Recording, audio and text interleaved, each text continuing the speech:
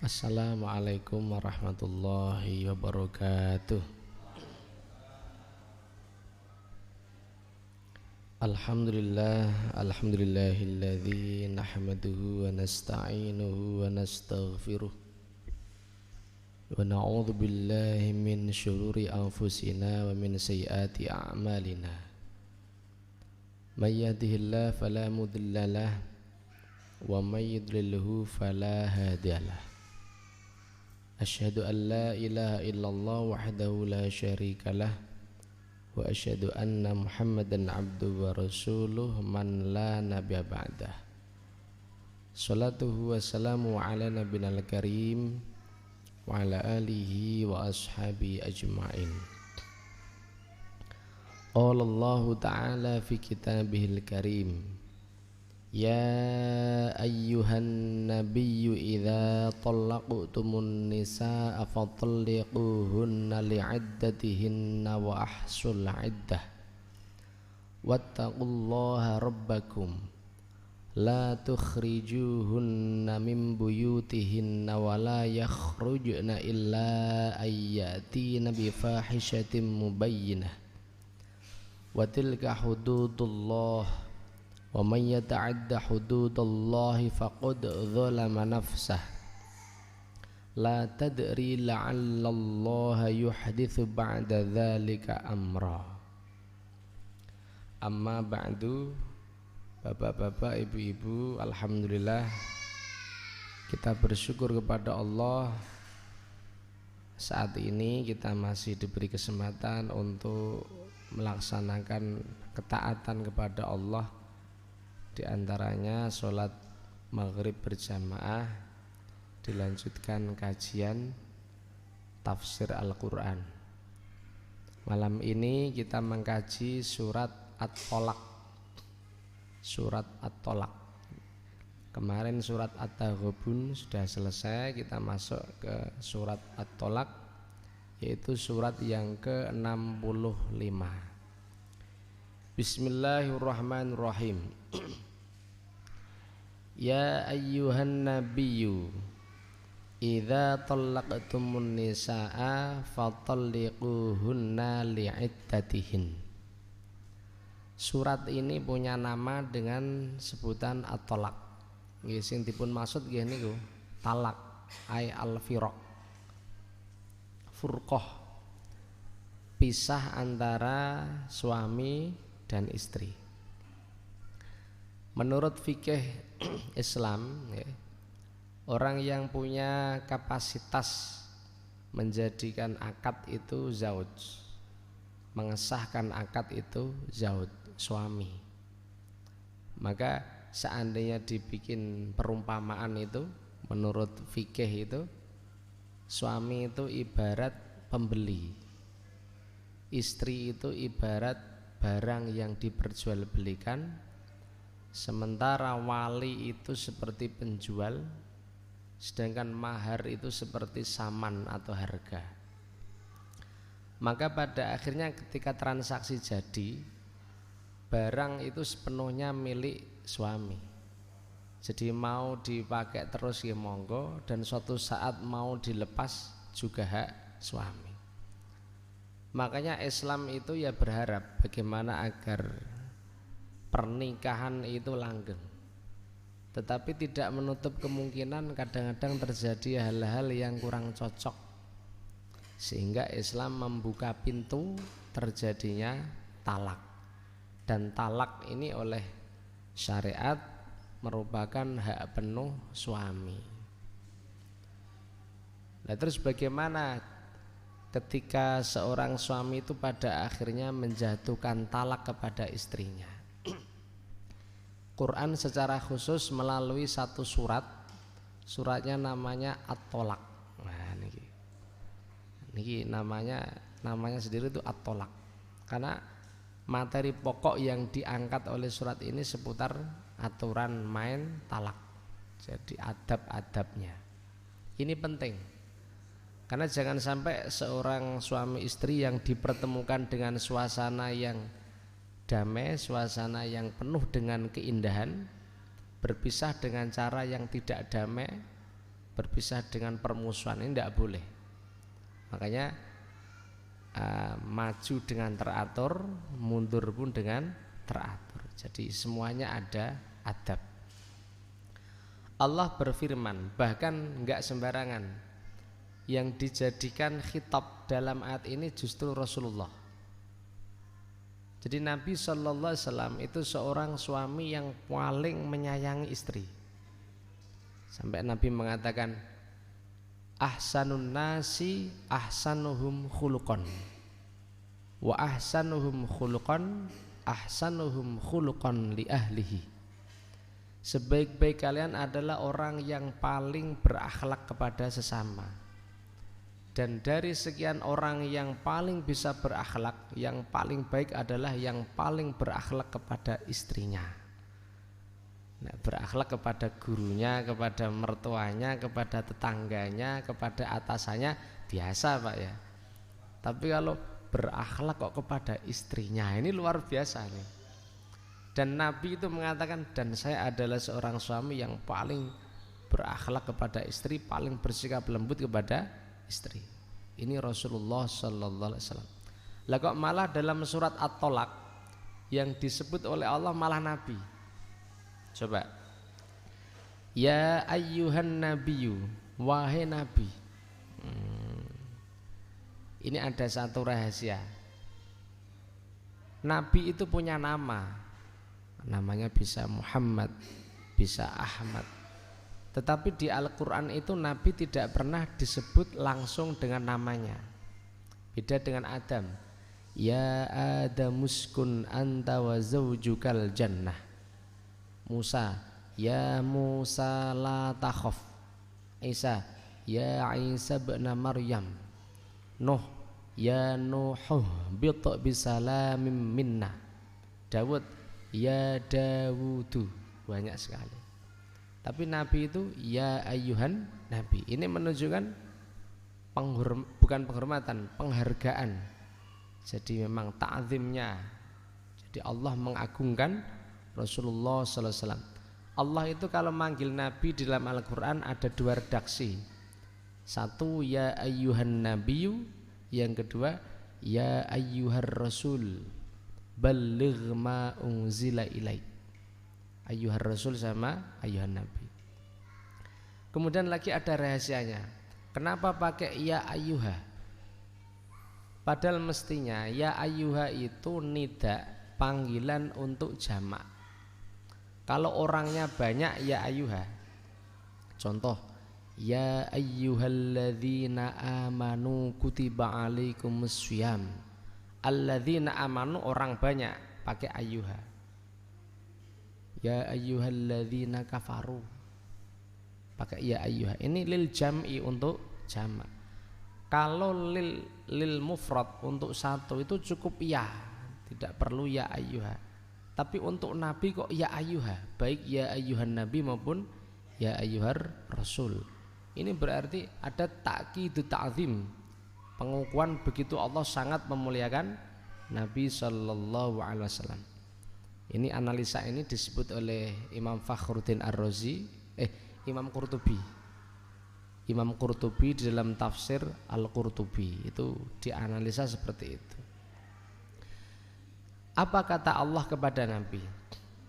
Idza talaqtumun nisaa, ketika engkau pada akhirnya menjatuhkan talak an-nisaa kepada istrimu, nah an-nisa, maka fatalliquhunna, talaklah mereka li'iddatihinna, di dalam masa iddahnya. Li bimakna fi.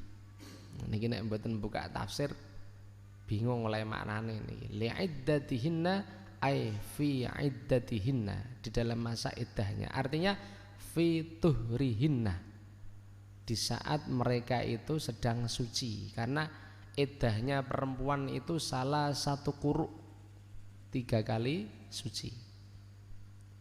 Nah, jadi iddahnya ay fi iddatin ay fi tuhrihinna, di dalam masa suci. Jadi tidak boleh seorang suami menjatuhkan talak istrinya di saat istrinya sedang haid, tidak boleh. Ini namanya tolakun bid'ayyun, talak bid'ah, talak yang tidak sesuai dengan Al-Qur'an. Jadi nek podo-podo nalak niku ya ngenteni nek pas tidak sedang haid. Tapi ngenten iki jarang diperhatikan Pak. Biasanya orang menjatuhkan talak lagi emosi, orang bakal takon wis suci apa haid, ndak mungkin. Pokoknya langsung saja. Padahal ada adabnya. Jadi meskipun emosi dilihat. Kalau istrinya sedang haid jangan menjatuhkan talak. Ini menyalahi Al-Qur'an. Karena Quran secara sharih fatalliquhunna li'iddatihinna. Dan ini ijma ulama. Jadi ulama sepakat pokoknya kalau menjatuhkan talak itu pada saat istri sedang tidak haid. Apa hikmahnya? Karena begini, ketika istri ini dijatuhkan talak, dia menjadi seorang mutallaqah, seorang perempuan yang tertalak, maka dia harus menjalani iddah. Jadi tidak langsung pisah dari suami, dia harus menjalani masa iddah selama 3 kali suci. Suci, kemudian haid, suci, kemudian haid, suci. Lah suci yang ketiga itu loh, kok ketabrak haid lagi, selesai. Setelah selesai dia resmi berpisah dengan suaminya. Suaminya sudah tidak boleh rujuk lagi. Dia sudah halal dinikah sama lelaki lain. Bahkan seandainya nyon sewu salah satu dari suami istri itu meninggal, sudah tidak ada hubungan warosah. Beda ketika masih dalam masa iddah. Ada seorang istri dijatuhkan talak, baru 1 kali suci suaminya meninggal. Ngeten iki istri masih punya hak waris sebagai seorang zaujah istri. Atau sebaliknya, istrinya yang meninggal. Ngeten iki suami masih punya hak waris atas nama zauj. Karena perpisahan mereka belum deal.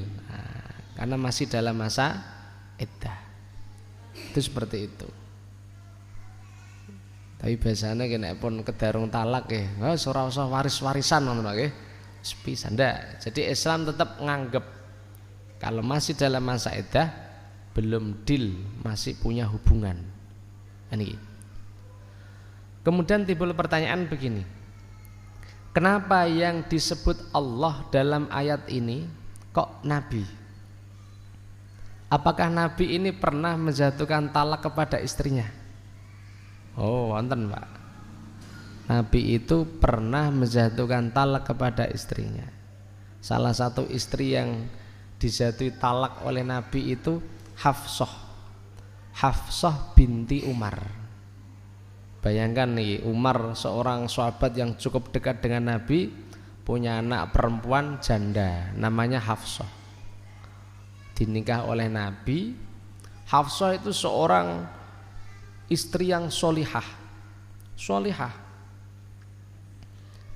Dia itu oleh Jibril sampai disebut sawamah, seorang perempuan yang ahli puasa, qawwamah, seorang perempuan yang ahli qiyamul lail. Tapi ditalak oleh Nabi. Kenapa? Lah ini urusan rumah tangga Pak. Nek di dalam tafsir Qurtubi disebut ada satu kesalahan yang dilakukan Hafsah. Hafsah niku buka rahasia. Jadi Nabi itu pernah mengatakan sesuatu yang mestinya rahasia, lah malah disampaikan ke Aisyah. Nah niki Nabi mboten berkenan, akhirnya Hafsah dikasih sanksi, ditalak. Nah, ditalak.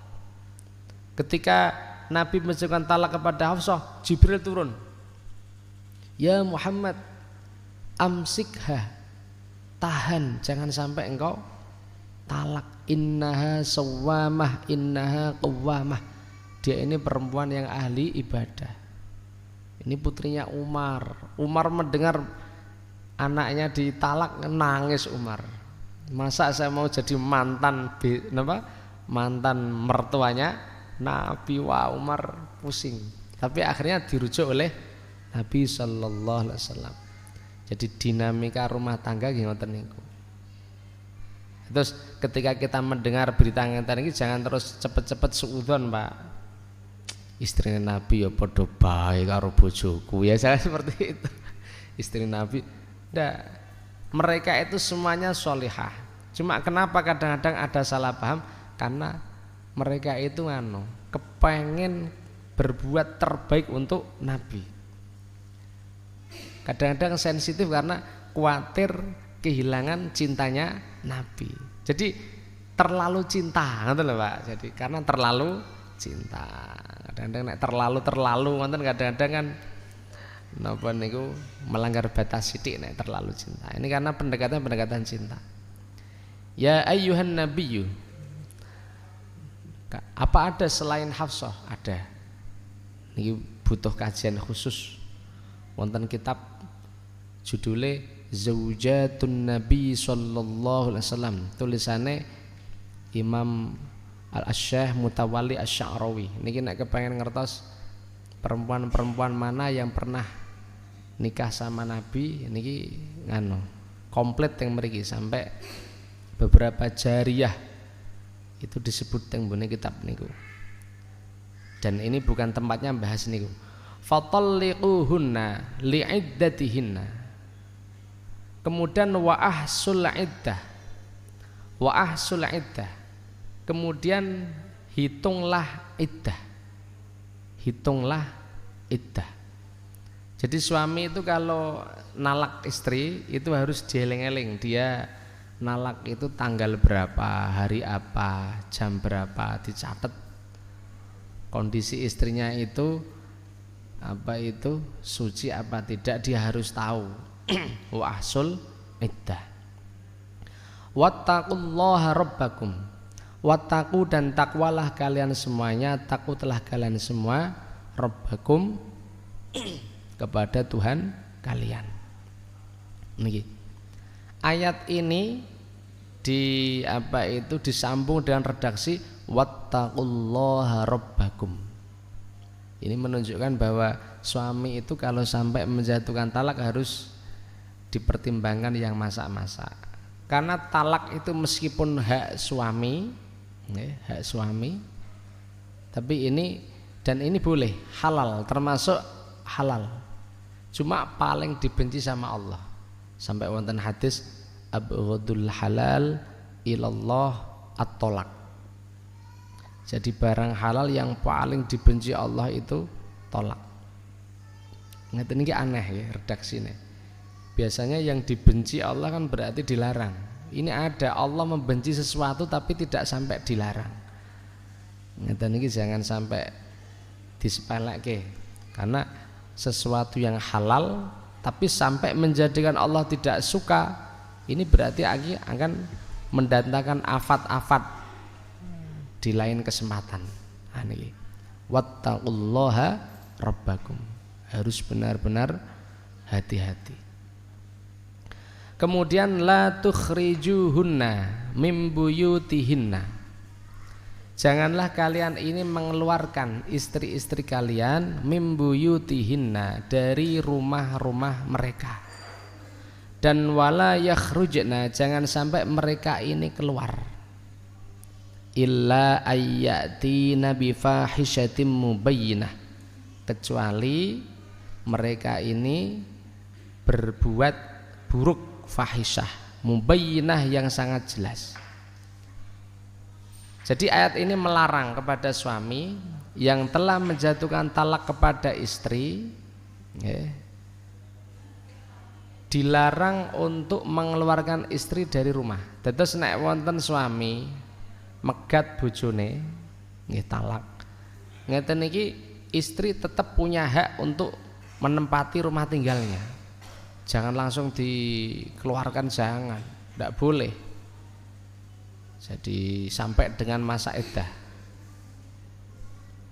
Dan kalaupun dia ini minta izin keluar, jangan diizinkan. Niki adab Pak, adab. Jadi ini juga untuk menetralisir hati suami, dan jangan sampai suami itu nuruti nafsu. Makanya meskipun talak, tapi Quran tetap mengatur, meskipun istrimu sudah ditalak, tapi tetap jangan sampai tidak serumah, tetap serumah. Loh Pak, bukankah itu sudah tidak suami istri lagi? Selama iddahnya belum selesai itu masih ada hubungan. Lah nek kalau sampai setelah jatuh talak masih dalam masa iddah kok suaminya seneng maning ngarepke maning pripun? Ya malah kebenaran. Kebenaran. Maksudnya gimana? Ya tinggal rujuk saja. Rujuk. Karena ketika masih dalam masa iddah, suami itu gampang. Cukup dia mengatakan roja'tuki, aku kembali kepadamu. Nek cara Jawa, wis Dik, saiki rukun maning balen. Nah, itu cukup. Lah rujuk itu apa? Harus didaftarno teng KUA, ndak usah. Tapi sebaiknya cari saksi. Gitu. Makanya talak niki apike nggih wonten seksine, rujuk nggih saene wonten seksine. Bahkan sebagian ba'du Syafi'iyah mewajibkan kalau rujuk itu harus ada saksi.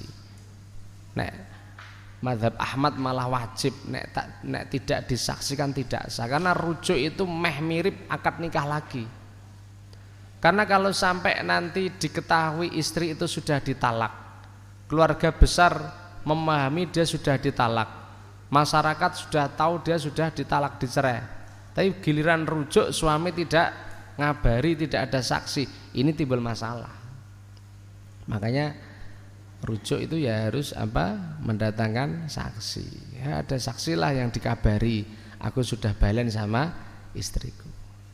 Ini rujuk ini ya haknya suami dan ini sepihak. Rujuk ini tidak butuh qabul. Jadi meskipun istrinya begini, aku balik Dek, roja'tuki. Ndak, aku sudah tidak mau lagi ya. Ndak bisa, tetap sah. Suami tetap sah menjadi suami, istri tetap sah menjadi istri.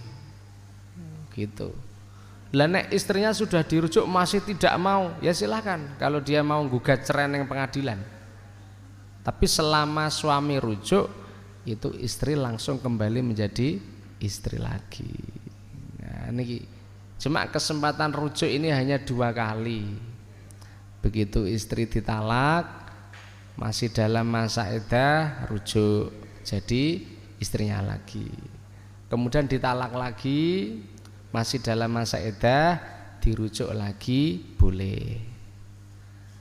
Tapi kalau sudah 2 kali kok ditalak lagi tidak boleh dirujuk. Dan nek kepengen kembali lagi Pak, ini sudah 3 kali ya talaknya talak bain kubro. Bagaimana solusinya biar bisa kembali? Biarkan istri menyelesaikan masa iddah 1. Setelah itu istri harus dinikah oleh lelaki lain 2. Setelah itu suami yang menikahi istri harus benar-benar berhubungan badan, tidak sekedar akad. Harus terjadi kumpul. Syarat ketiga.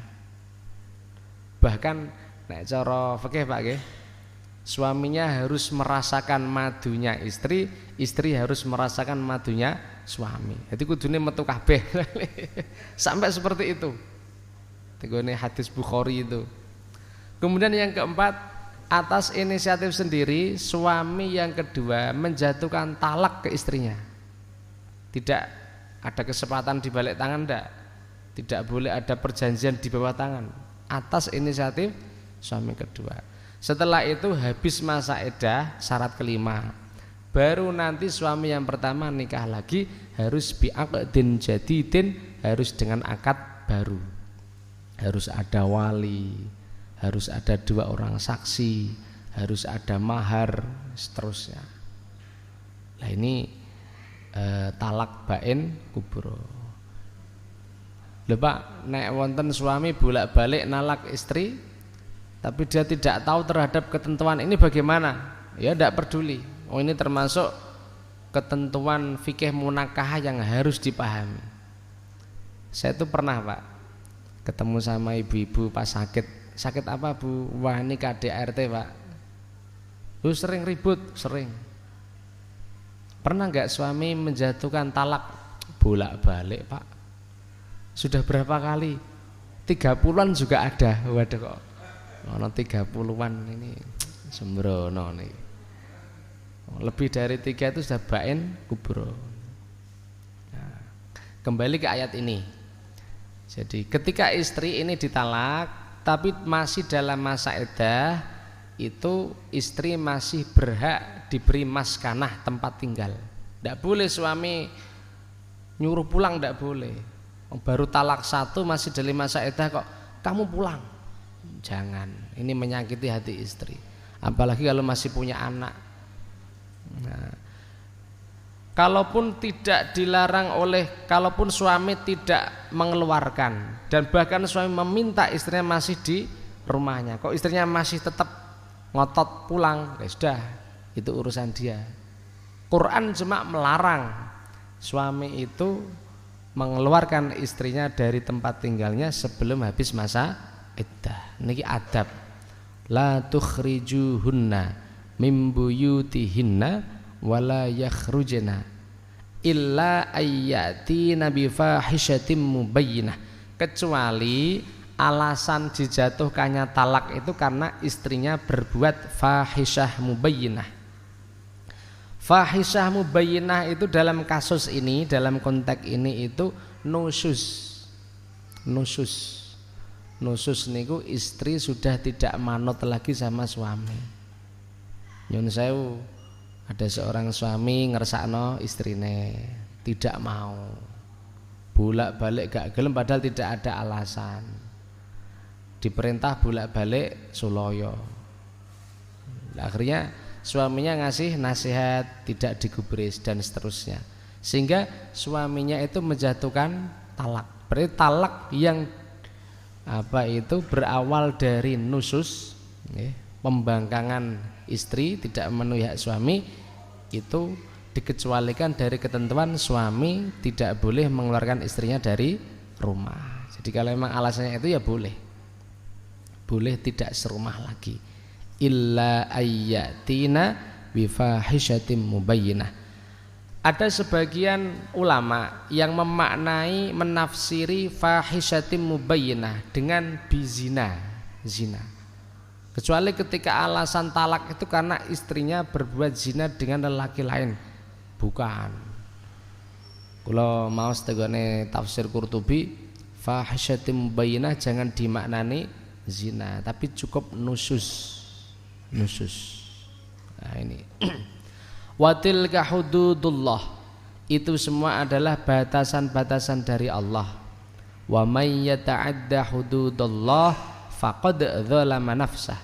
Siapa yang melampaui batas-batas Allah, faqad dzalama nafsah, maka dia telah mendolimi dirinya sendiri.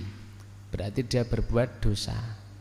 Apa itu batasan Allah dalam ayat ini? Tadi pertama, ketika terpaksa nalak, nek bisa jangan nalak.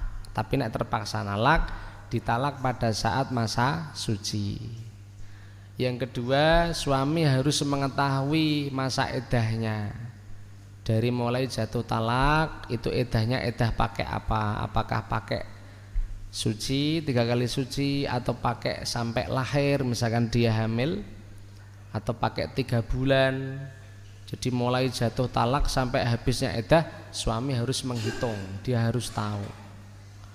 Kemudian ketentuan yang ketiga, selama belum habis masa iddah, suami tidak boleh mengeluarkan istri.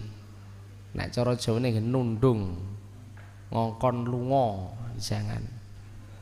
Karena harapannya apa? Harapannya di dalam masa iddah itu kalau serumah mbok-mbok, nanti tidak jadi pisah. Tak sawang-sawang kok bojoku jebule isih main, atau ternyata tidak separah yang aku bayangkan. Atau ibu-ibune ngoten, ternyata suamiku tidak segalak yang aku bayangkan. Wingi cuma salah paham tok. Nah, akhirnya terus kumpul. Tapi kalau baru talak terus pisah, ini kenapa setiap terjadi furqah kok yang sering furqah beneran? Sebab do kelalen ayat niki, Pak. Coba orang-orang tua yang mendengar anak perempuannya ditalak oleh suaminya pasti emosi. Kowe ditalak, Duk, kowe ora trimo, langsung jemput bae. Dijemput guwa sak sandangane sembarangane ndak boleh itu. Kecuali nek suamine KDRT Pak nggih. Selama hanya persoalan salah paham, tidak sampai KDRT, biarkan mereka berdua masih serumah. Ini Quran loh niki mboten sembarangan. Biarkan dia masih serumah. Karena bisa jadi ketika serumah, nanti berubah pikiran. Kecuali tadi ada KDRT, ada hal-hal yang memang kalau sampai serumah bahaya, itu beda lagi. Tapi selama hanya persoalan jatuh talak, ada kesalahpahaman, la tukhriju hunna mim buyutihinna wala yakhrujna. Mulane orang tua ini harus hati-hati. Jangan sampai gampang diobong. Suami istri niku nek sedang nggak cocok, mesti ceritane sing elek-elek. Pak gini. Padahal nggak mesti. Jadi seorang wali itu kalau mendengar keluh kesah anak perempuannya itu percayane maksimal 50% maksimal. Dan ini ma fa'alahu Rasulullah sallallahu alaihi wasallam. Jangan dikira Kanjeng Nabi tidak pernah ngalami. Ibu sinten niki? Siti Fatimah Az-Zahra itu juga pernah jengkel sama suaminya sampai neng-nengan beberapa hari, sampai wadul sama Nabi. Tapi Nabi tidak langsung membenarkan, didem-dem anak perempuannya itu. Ini jadi jangan buru-buru yufarriqu bainal mar'i wa zaujih. Jangan sampai kita itu punya aktivitas seperti aktivitasnya iblis. Iblis itu diantara visi misinya memisahkan antara suami dan istri. Yufarriqu bainal mar'i wa zawji. Pun la tadri la'allallah yuhditsu ba'da dzalika amra. Jadi kamu tidak mengetahui, barangkali setelah itu Allah mengadakan suatu ketentuan yang baru. Lah ini coba. Jadi ketika istri ditalak suami, itu jangan terus keluar dari rumah, biar serumah. Alasannya apa ini? Alasannya la tadri la'allallaha yuhditsu ba'da dzalika amra. Kamu tidak tahu, bisa jadi Allah itu akan mendatangkan suatu keadaan yang di luar dugaan. Ini ku menjadikan dua pasangan ini kembali membaik, rukun. Nah niki. Pun. Fa idza balagna ajalahunna fa amsikuhunna bima'rufin aw fariquhunna bima'ruf wa ashhidu dzawai 'adlin minkum wa aqimus syahadata lillah. Fa idza balagna ajalahunna, maka ketika istri-istri yang telah ditalak itu telah sampai kepada ajalahunna, batas iddahnya, maka fa'amsikuhunna, sebaiknya kalian wahai suami menahan mereka bima'rufin, dengan cara yang baik. Balagna, sampai pada ajalahunna, iddahnya niku ai qarabna, ketika istri kalian itu mendekati habis masa iddah, itu nek bisa fa'amsikuhunna bima'ruf, istri kalian ini dipertahankan dengan cara yang ma'ruf. Bagaimana? Dengan cara dirujuk. Ini jelas-jelas Al-Quran itu ingin, Pak, ingin bagaimana agar suami istri yang sedang proses furqah itu kembali lagi. Jadi kita itu kalau dicurhati pasangan, seburuk apapun informasi yang dibawa masing-masing pasangan, kita tetap nasihat kita itu bertahan. Ampun giri-giri begini, wah bojo kaya kaya tak lepas wingi-wingi, ya itu. Pisah saja, pegat saja, gugat cerai saja, jangan. Ini bukan adab Islam. Quran coba, fa idza balagna ajalahunna, bahkan seandainya sudah terjadi talak pun kata Allah fa amsikuhunna bima'rufin, pertahankan dengan cara yang ma'ruf gitu. Au fariquhunna fa amsikuhunna bima'rufin, itu dengan cara apa? Nggih, pertama niku kalau masih masa iddah berarti dirujuk, cukup rojak tuki, datangkan saksi. Saksine sinten nggih, keluargane lah, keluarga inti. Ini sudah aku rujuk, jadi sudah menjadi istriku sah. Nah gitu. Kalau ternyata iddahnya sudah habis bagaimana? Makanya fa'amsikuhunna kalau dimaknani rujuk berarti balagna itu majas. Balagna bimakna qarabna, bukan kok sampai pada akhir iddahnya tapi mendekati berakhirnya iddah. Tapi kalau balagna bimakna hakikat, benar-benar apa itu iddahnya selesai, maka fa'amsikuhunna berarti bi'aqdin jadidin, dengan akad nikah yang baru. Jadi kalau ternyata suaminya itu berubah pikiran, ini mau balen aja lah, tapi iddahnya sudah selesai, sudah 3 kali suci, masih ada kesempatan imsak, mempertahankan. Bagaimana? Dengan akad nikah baru gitu, dengan akad nikah baru. Bagaimana posisi wali? Nggih didelok. Kalau ternyata suaminya itu masih bisa diharapkan lebih baik, ya berarti diizini. Kalau tidak ya ndak usah. Niki fa'amsikuhunna bima'rufin au fariquhunna bima'ruf, atau pisahlah dia, benar-benar furqah tapi bima'rufin, dengan cara yang ma'ruf. Coba, ada fa'amsikuhunna bima'rufin, ada fariquhunna bima'rufin. Ma'ruf itu sebenarnya apa? Ma'ruf niku dengan cara yang baik, baik indallah wa indal urfi wa indan nas. Baik nggih cara Gusti Allah, cara menungso, cara napa nggih, uruf setempat, budaya lokal setempat.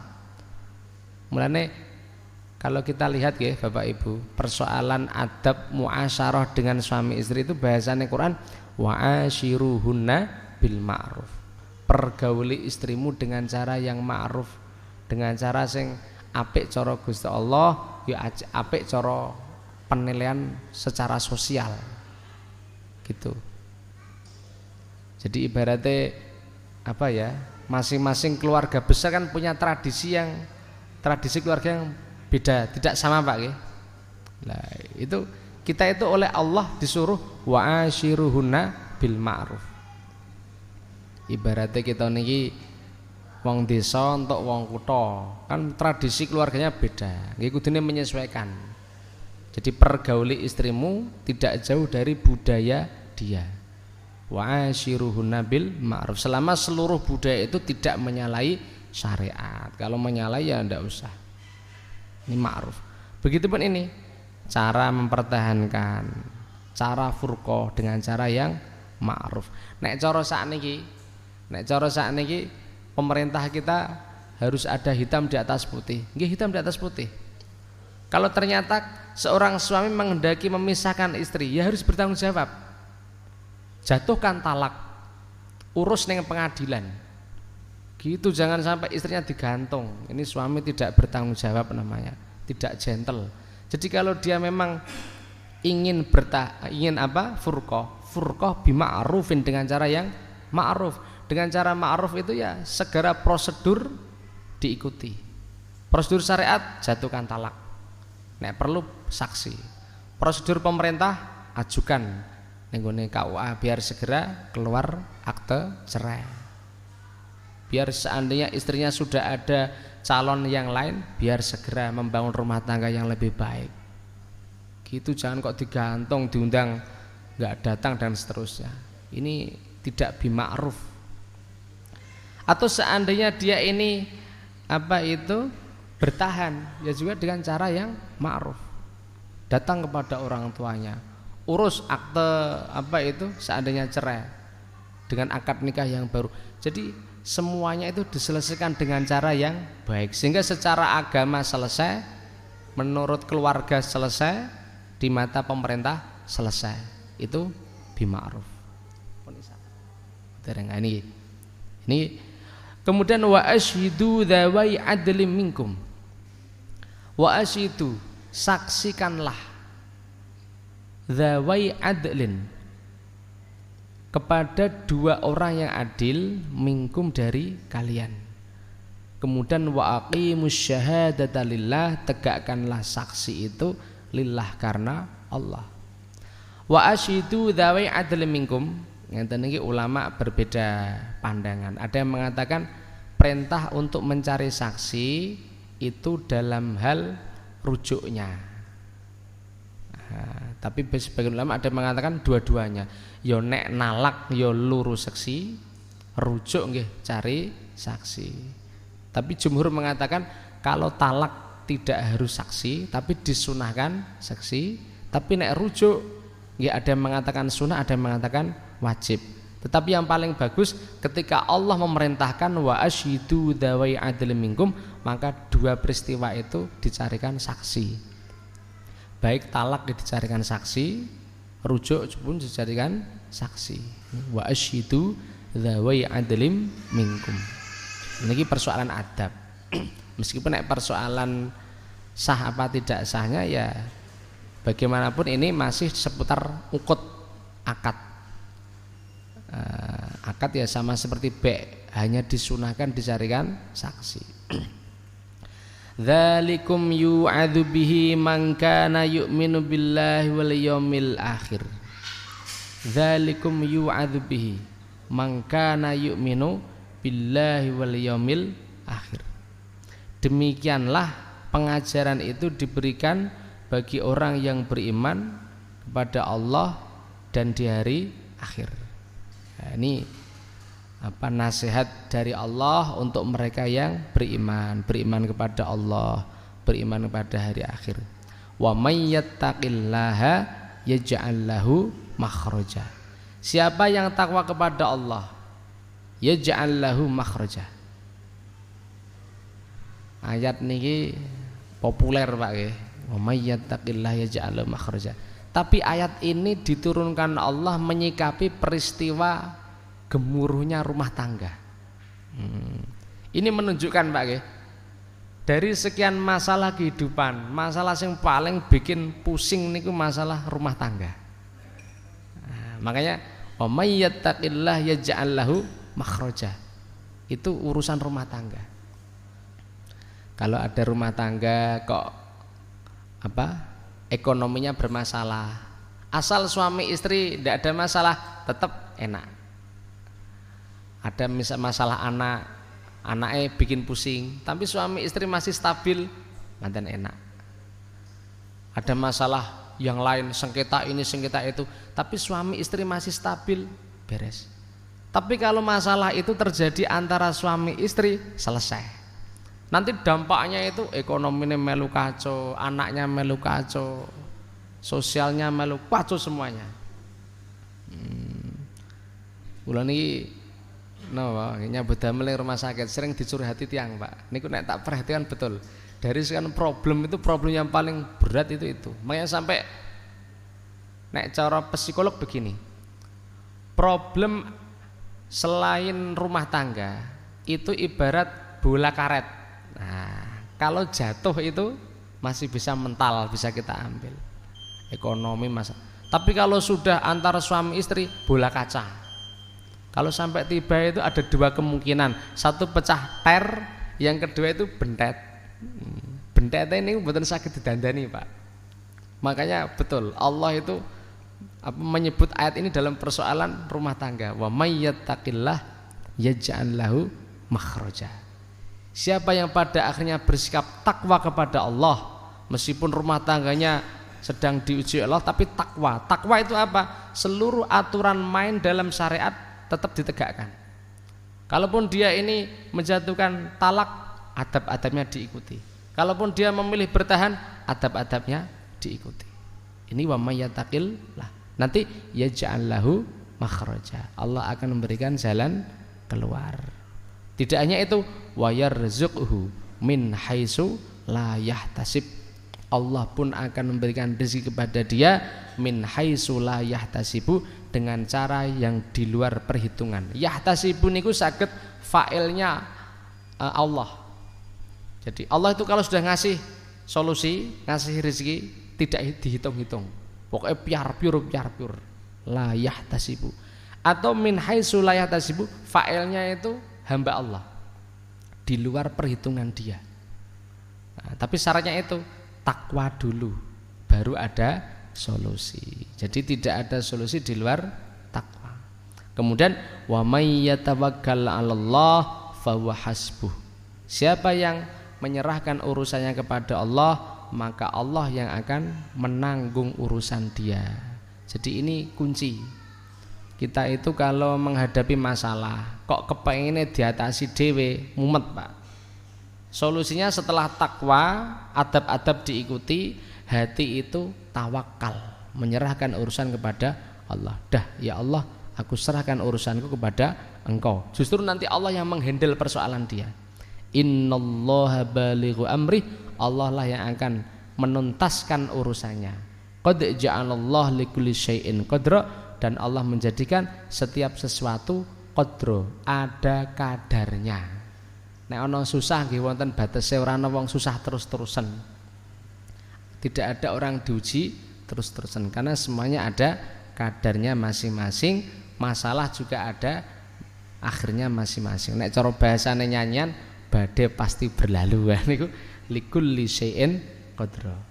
Oke, semanten, mugi-mugi Allah Subhanahu wa taala mencurahkan rahmat taufik untuk kita semua. Kita dikaruniai rumah tangga yang sakinah, mawaddah warahmah ilal jannah ila yaumil qiyamah. Amin Allahumma amin. Demikian, assalamualaikum warahmatullahi wabarakatuh.